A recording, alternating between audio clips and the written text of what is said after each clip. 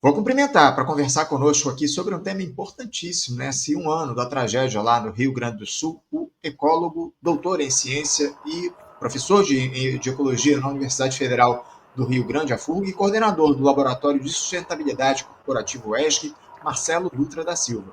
Professor Marcelo Dutra, bom dia. Bom dia, tudo bem?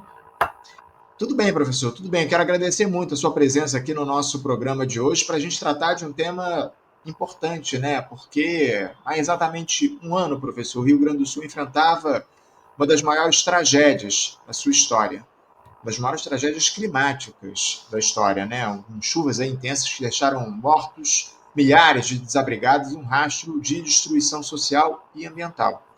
As enchentes atingiram 478 cidades, afetando 96% do território do estado, provocando a morte de 184 pessoas, sendo que 25 delas seguem desaparecidas. Chuvas torrenciais aí que atingiram o estado, algo sem precedentes na história do Rio Grande do Sul. Passado esse tempo, a memória do desastre ainda mobiliza dor, indignação e, sobretudo, a urgência de se repensar o modo como o Estado, em suas diferentes esferas, lida com a prevenção e a resposta aos eventos extremos. Para a gente começar aqui o nosso papo, professor Marcelo, eu gostaria de saber como é que está o Rio Grande do Sul hoje, um ano depois dessa tragédia das chuvas. Ainda há regiões que precisam ser reconstruídas, muitas pessoas fora de casa ainda, enfim. Como é que o Estado reagiu a essas enchentes históricas provocadas pelas chuvas torrenciais? Bom, é fato que o que vivemos foi tão trágico, foi tão desesperador, que talvez o maior dano gerado tenha acontecido, de fato, na mente das pessoas, né? O trauma gerado a partir deste evento é gigante. Então, a gente está vivendo, e talvez a gente continue vivendo por algum longo tempo, um estado assim de estresse pós-traumático, porque basta uma pequena chuva, uma sinalização de chuva, como está previsto agora para essa semana, aí da noite de hoje, talvez amanhã até domingo, a gente vai ter aí uma instabilidade no clima, com a presença de chuvas aqui na nossa região, né? Eu estou em Pelotas, estou me deslocando para Rio Grande daqui um pouco, e já dá para perceber o quanto as pessoas ficam apreensivas, porque será que vai chover daquela forma que choveu antes? Espera-se que não. Na verdade, nada indica que a gente vai ter um volume daqueles tão grande, só que a gente precisa lembrar que qualquer chuva hoje, a depender do estado em que a cidade se encontra, da situação, do preparo que ela conseguiu ou não, ou quanto ela avançou em reconstruir ou não, já é suficiente para não só atormentar as pessoas, como também para gerar diversos transtornos. Então a gente percebeu a principal coisa que se notou, principalmente nas cidades que foram atingidas não pela velocidade das águas, que isso aconteceu na região serrana, né? Então a chuva começa pela região ali da Serra do Estado e começa a atingir os municípios nos vales encaixados, e na medida que foi esta água se deslocando na direção da Lagoa dos Patos, que aí alcançou Porto Alegre, né, no Guaíba, nas regiões mais planas, e aí sim no entorno da Lagoa dos Patos, na chamada Costa Doce, na medida que essa água avançou, a gente foi também percebendo que não só essas cidades não estavam preparadas, como também ao longo do tempo negligenciaram demais o risco, avançando muito para os ambientes baixos, planos e úmidos, de margem, ou submetidos a um risco muito elevado. Então a gente, na prática, não teve esse cuidado ao longo do tempo, mesmo considerando a referência de 1941, e mais do que isso, a gente também, de certo modo, desacreditou os alertas, os avisos e as notícias a respeito de novos eventos, ou a possibilidade dos eventos, em razão das mudanças climáticas, porque já era um assunto por demais conhecido.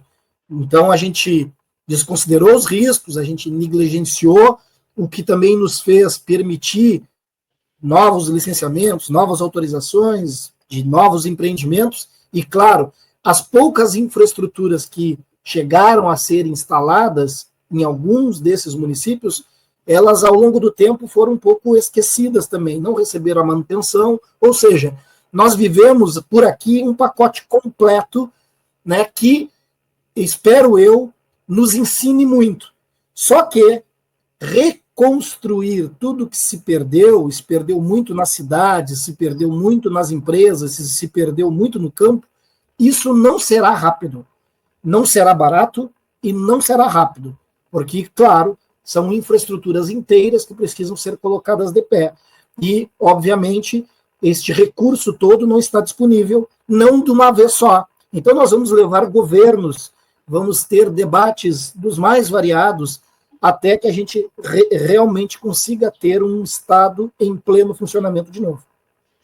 Eu queria tratar justamente disso, viu, professor? Porque as imagens que a gente viu aí ao longo daquele período das chuvas, das enchentes, foram catastróficas acima de tudo, né? Muita gente fora de casa, muitas mortes, enfim. Como é que se deu a reação das diferentes esferas de governo, né? A integração dessas esferas municipal, estadual e federal nas respostas a esse desastre aí no Rio Grande do Sul? Houve entendimento dos gestores públicos nessa reação em prol da população do Estado? Como é que se deu essa integração e essa atuação do Estado em relação à tragédia?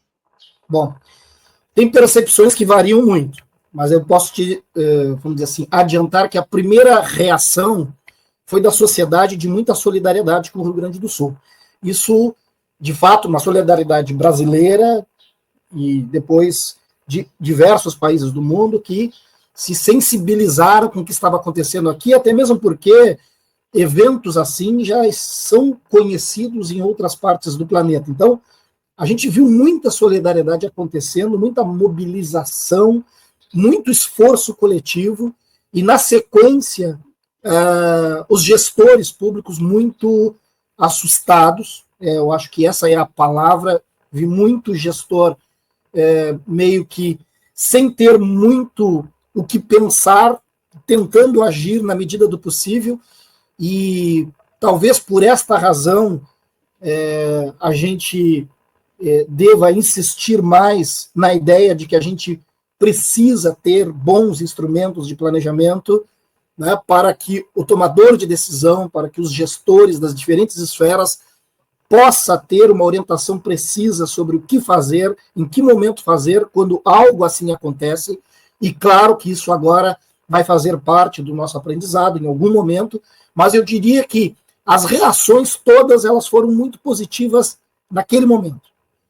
Eu não tenho nenhum desabono com nenhuma reação do ponto de vista, seja da esfera federal, da estadual, dos diferentes municípios, todos de alguma maneira se empenharam muito em atender e a socorrer, porque talvez essa seja a nossa prática até mais comum. A gente está muito acostumado a socorrer, a investir no socorro, e, infelizmente, nós não tratamos muito da expectativa em relação aos riscos ou prevenção. A gente tem poucas iniciativas nessa direção, poucos incentivos e pouco investimento em prevenir. E aí é que a gente entra na segunda fase. Então, a gente vê assim, o governo do estado elaborou um plano Rio Grande, tem investimentos significativos sendo agora alocados no que diz respeito a monitoramento, as universidades, a academia está fortemente envolvida neste tema, o governo federal também lançou mão de diversos recursos, incentivos, redução, né, ou o não pagamento de parcelas da dívida até que a situação se restabeleça, enfim, tem diferentes iniciativas, mas ainda não tenho visto um esforço, e talvez esse esforço tenha que ser no nível municipal, de revisão dos seus planos diretores, incluir mudança climática e os elementos de segurança climática no plano diretor, e aí cada realidade de município é uma realidade diferente, e mais do que isso, juntar a este importante instrumento, que é o projeto de cidade, que é o plano diretor, outros instrumentos de planejamento.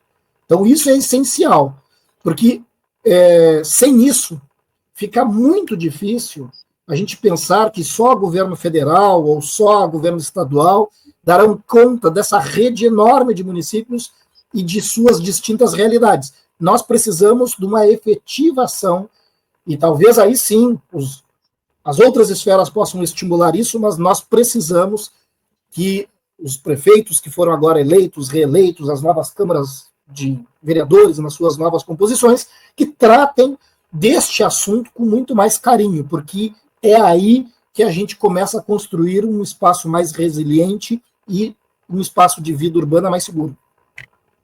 Sem dúvida alguma. É muito importante que haja essa atuação das esferas aí, especialmente dos municípios, como o senhor traz aqui para a gente. E justamente nesse sentido eu queria questioná-lo, aprofundar essa discussão, porque na sua avaliação, algo mudou de fato desde então em termos de políticas públicas, infraestrutura, assistência social, enfim, preparo para essas novas emergências? Houve avanços concretos em políticas de prevenção de desastres naturais, ou a gente está apenas lidando com medidas paliativas diante da urgência ou da proximidade que a gente tem aí desse episódio ainda?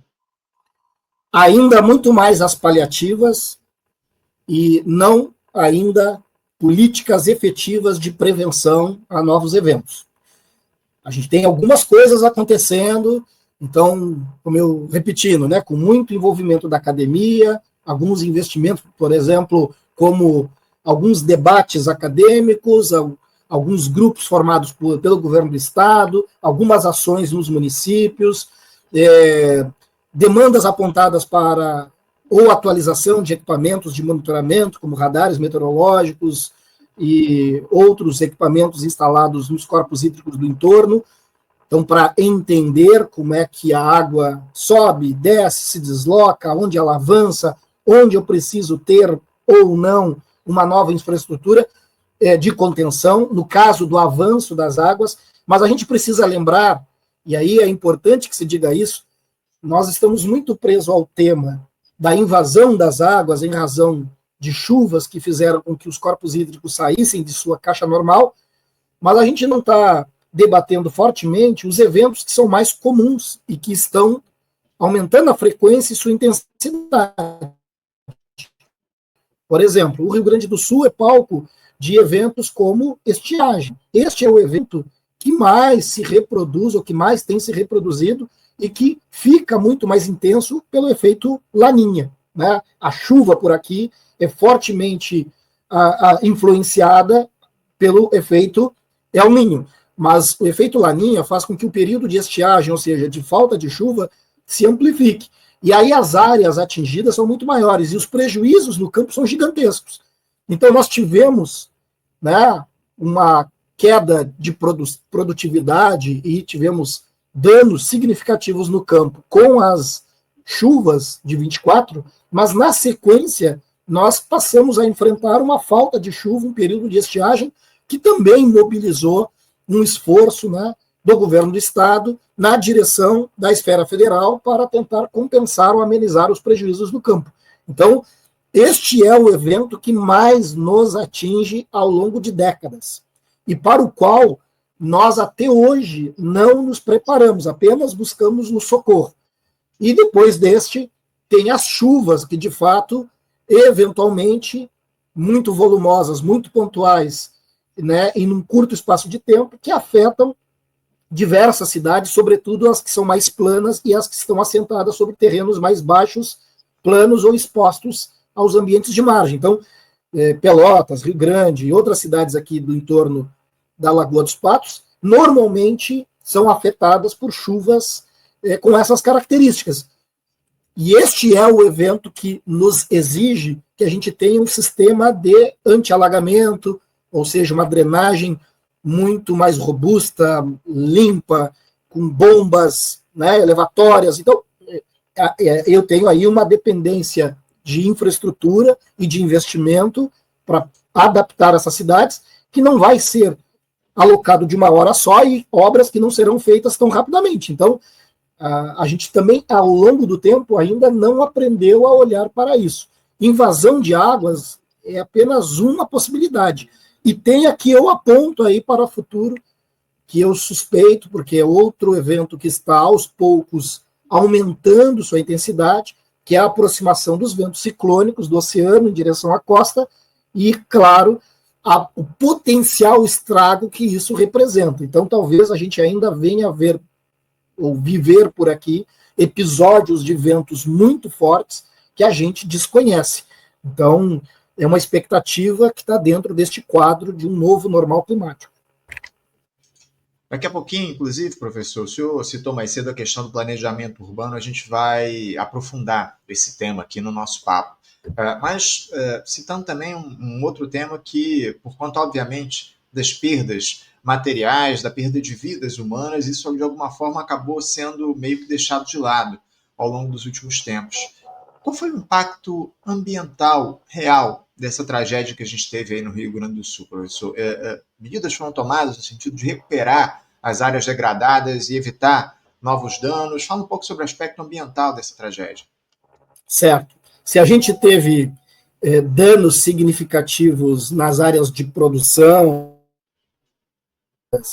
é importante que se diga também que a gente teve impactos significativos e que ainda não foram bem avaliados. Também levará um tempo para que a gente possa ter uma resposta da ciência no que diz respeito, né, a ambientes de mata, ambientes de floresta, né, que foram de floresta ciliar, que foram afetados porque simplesmente foram varridos, né, com o volume aumentado das águas, sobretudo nas regiões mais elevadas, né, mais encaixadas da serra, e, claro, a enorme quantidade de contaminantes e de lixo que foi arrastado para os corpos hídricos, né, e que em algum momento acabou isso na lagoa e acabou, claro, depois desaguado no oceano. Então a gente tem um rastro aí de destruição, que também significa um rastro de contaminação, que a gente ainda não está conseguindo dimensionar o tamanho disso. Talvez a gente leve um tempo para conseguir mostrar o quanto essa contaminação, né, qual é a área atingida e qual é o impacto significativo dessa contaminação toda, e aí porque indústrias químicas, postos de combustíveis, reservatórios de todo tipo, quer dizer, tudo isso, né, além de todo o lixo, foi parar dentro do corpo hídrico. Então, uma vez que isso vá parar lá, isso vai circular na cadeia trófica, isso vai representar contaminação, inclusive, né, no pescado, né, então, na comida, e é óbvio que, ao longo do tempo, vamos começar a perceber, ou vamos começar a tomar conhecimento de estudos, né, de colegas de diferentes universidades, publicando seus artigos e apontando, né, a gravidade, né, do que representou, ou seja, lá o impacto, né, do que representou este evento extremo que levou tanta coisa assim para o meio hídrico. Sem dúvida, a grande questão é essa, né? Muita coisa foi levada aí para os rios, enfim, para o meio hídrico, como o senhor traz aqui para a gente, muito lixo, enfim, é muito grave, os efeitos são muito graves, os efeitos. Sim, sem falar que, claro, isso também está relacionado ao ambiente de produção, mas não deixa de ser uma perda significativa de um recurso ambiental importante. A gente perdeu muito solo neste evento todo. Quer dizer, o fato de hoje a gente ter corpos hídricos assoreados, né, corpos hídricos que estão aí precisando de manutenção, que estão até, inclusive, representando um perigo agora de mais rapidamente saírem de sua caixa hídrica porque estão com o seu, né, fundo repleto de material, porque a gente perdeu muito solo, muitas áreas produtivas perderam seu solo, que vai ser também bastante difícil de recuperar, né, num curto prazo. Depende aí de ciência, manejo e tempo, porque a recuperação de um ecossistema, né, de solo, para que volte sua capacidade produtiva, isso não é tão rápido assim que se recupera. Então, deverá ali se aguardar não só o tempo, mas vai aportar investimentos. E este material todo que parou no corpo hídrico também não deixa de comprometer a qualidade do corpo hídrico que nos rodeia. Muito bem lembrado, muito bem lembrado. Agora, professor, eu queria tratar de uma outra questão envolvendo esse desastre. Como é que essas chuvas, essas enchentes afetaram as populações mais vulneráveis aí no Rio Grande do Sul? Comunidades indígenas, quilombolas, moradores em áreas de risco, porque também é uma outra questão que não vem muito à tona, né? Como é que essas comunidades que já são naturalmente mais vulnerabilizadas, elas foram atingidas por esse processo? Eu citei aqui, ainda há pouco no início da nossa entrevista, que 96% do território do Rio Grande do Sul foi afetado. Como é que essas populações quilombolas, indígenas, pessoas em áreas de risco, foram afetadas e como é que elas reagiram, como é que as autoridades reagiram para atender a essas populações vulneráveis? Bom, essas, essa comunidade que não é pequena, né, essa comunidade mais vulnerável, ela sempre esteve, vamos dizer assim, sujeita ou exposta ao risco, independente da intensidade do evento. Quer dizer, vive em vulnerabilidade, né? São comunidades vulneráveis, vez que outra exposta ou ambiente de encosta, vez que outra exposta a um ambiente de margem, ou numa zona ou região mais desprotegida. Então, não é preciso um evento muito intenso para que danos sejam gerados e as pessoas sejam imediatamente afetadas. Neste evento em particular, se tinha alguma comunidade que... Opa, tivemos aqui uma pequena interrupção na fala do professor Marcelo. Vamos ver se a gente consegue voltar, recuperar, retomar aqui Ah, voltou caiu. aqui. Caiu, agora voltou. Fica à vontade. Então, com esse evento gigante, se tinha alguma comunidade, né, pela extensão do evento, que eventualmente não era atingida por um evento aqui ou ali, desta vez não teve ninguém se escapando disso. Então, todos foram de alguma forma atingidos. A gente também tem que lembrar que, para além das comunidades vulneráveis, quer dizer, para além da vulnerabilidade natural que já estão expostas aos eventos, nós temos empresas inteiras que estão inviáveis até o momento. Então, nós temos empregos que eles podem ter simplesmente sumiram. Não porque as pessoas foram demitidas ou porque a empresa fechou por qualquer outra razão. É porque se inviabilizou completamente o funcionamento daquela empresa. Tem empresas inteiras que elas simplesmente acabaram, porque a sua área foi completamente destruída ou porque o negócio, né, perdeu a capacidade de conseguir seguir em frente. Então,